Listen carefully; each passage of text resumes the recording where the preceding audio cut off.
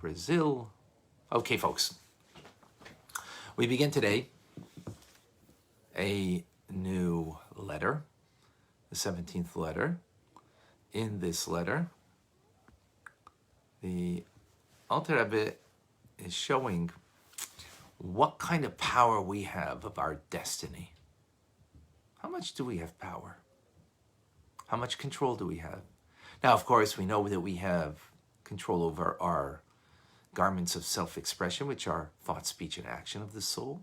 We have control and mastery over that. That was the first 53 chapters of Tanya. Here in this letter, we'll see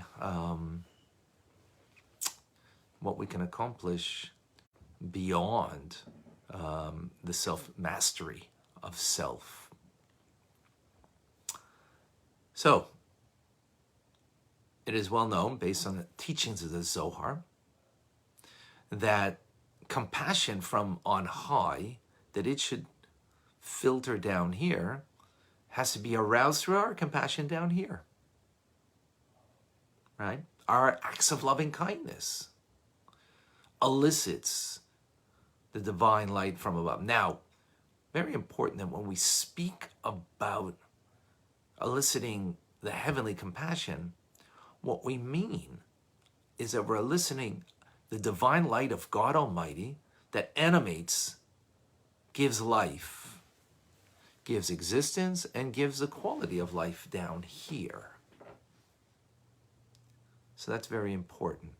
We're talking about, because it's not like human compassion, that when you feel a compassion towards somebody, that maybe is down and out, and you act accordingly, right?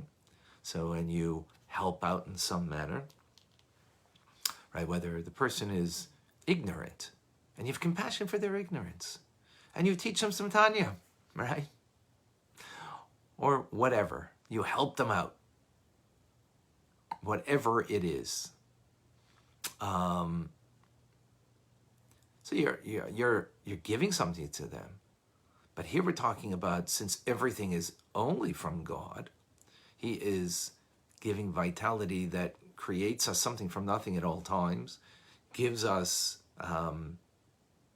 our existence, gives us the quality of our existence, and gives us the things in our lives, right? So that is all a reciprocal manner on how we receive.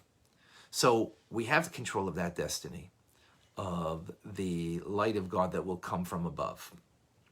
Now, this is endowed to us in two manners: principle and the fruit.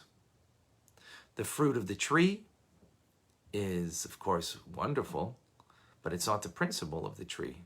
The tree itself is, right? And what's the proof? The fruit, once it's eaten, it's gone. But the principle, the tree itself, will always produce more and more fruit. So it's always there. So there's always two qualities that we will have: the fruits of our deeds, and which will be in this world, and the principle which will be in the world to come, meaning in the times of Mashiach. So the fruits are the contracted light of God, contracted to such a degree that it vests itself in a physical manifestation of divine kindness and compassion. And what will that be? In a form of blessing of family life, children, life itself, in other words, health, and livelihood. Right? But the principle is, as it says in King David's Tehillim, Rechava mitzvoscha ma'od. Your commandment actually, is very wide. So the Alter Rebbe explains, why is it not commandments, plural, your commandment, singular, as if there's only one commandment.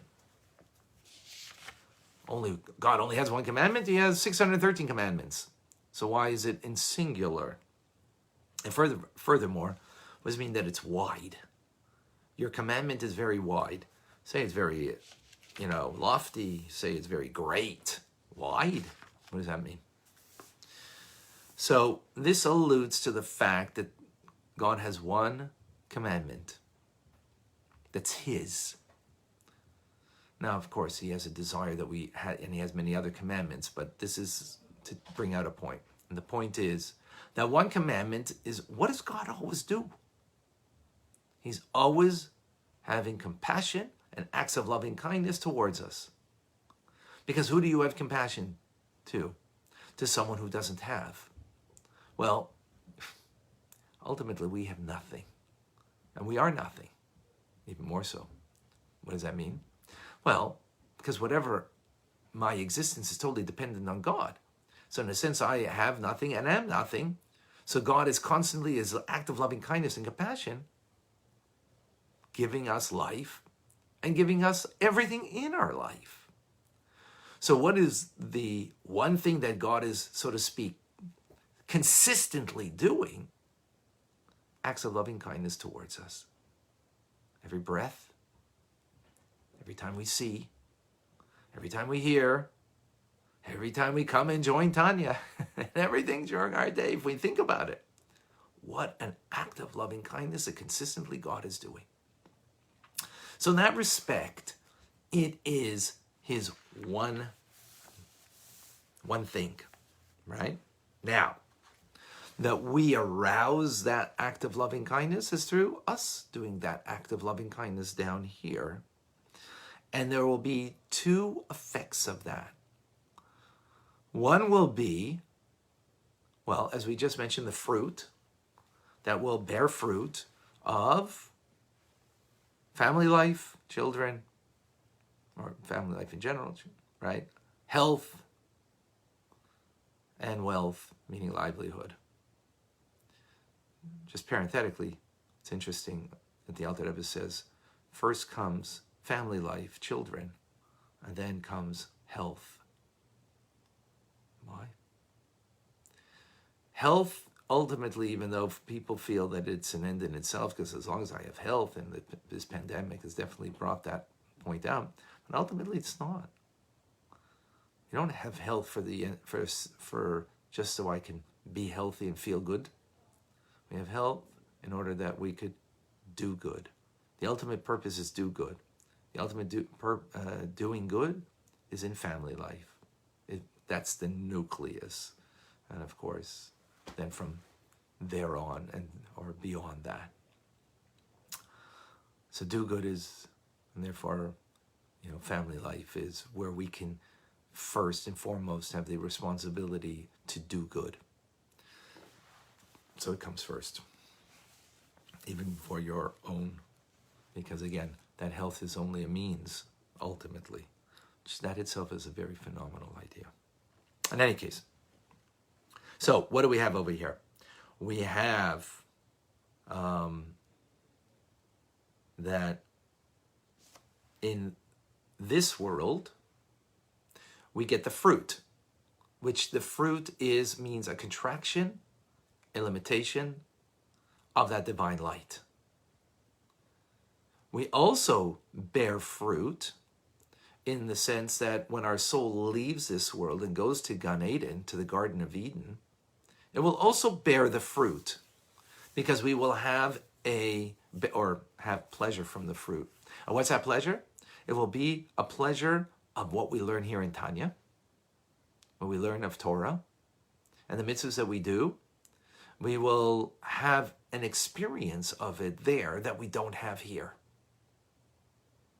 However, that experience is a limited experience. It's a contraction.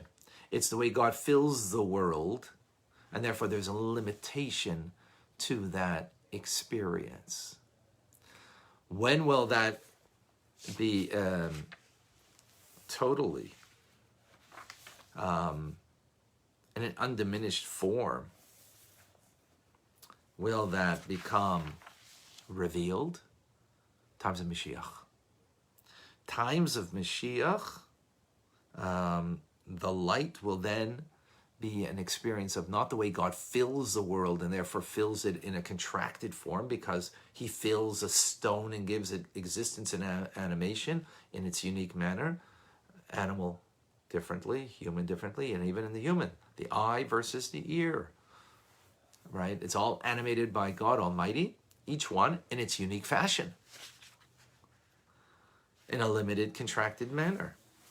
The radiation, the light of God, that it gives existence in the quality of each thing. However, when Mashiach comes, in the times of Mashiach, we will then get from Soivev, the encompassing light of God, the infinite light of God that is beyond the contraction as it is in this world now, or even in Gan Eden after our souls leave. And that Soivev, which we call an encompassing light, encompassing doesn't mean it's vested within.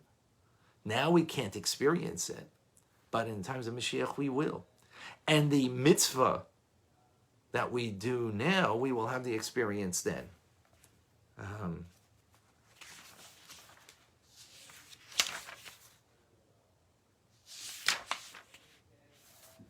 We will continue with this idea. It's sort of like in the middle, and there's loose ends over here. And of course there's loose ends, because we're in the middle of the letter. And how we tie that in with your mitzvahs are very wide. This is your singular mitzvah we explained. And we explained the three different dimensions. Actually, one last point that the Alter Rebbe says is that the proof that there is a time of Mashiach, or a proof, is that all the souls that have been for thousands of years, holy souls, the Tanaim, Amoraim, the sages of the Mishnah, of the Talmud, of the Gemara, the Talmud, they are waiting eagerly to come back in order to come to the times of Mashiach, which will be actually in the resurrection of the dead. Why are they waiting for that? Is because what they're experiencing now is a contracted light of God, as opposed to the light of God that comes from Soivev, that is not contracted within this world, in a sense, a limitless light, and therefore eagerly anticipating that. So likewise, we eagerly anticipate the coming Mashiach now, today, Hayoim, and that we will have ultimately that revelation. Now, again, just to emphasize, we arouse that light of God to be vested within creation through our acts of loving kindness, specifically, and therefore in the manner of creating fruit and principle. The fruit is a limited light of God now in this physical world of, as we said, family life, good family life, children, health, and livelihood. And then that fruit is also being borne out in the times, the Gan Eden, in the Garden of Eden. But the principle still awaits us. And we're waiting now for Mashiach. I'm Rabbi Ronnie Fine, coming to you from my home in Montreal, Canada. It's a privilege and a pleasure to share with you the Tanya. Please, folks, share with others.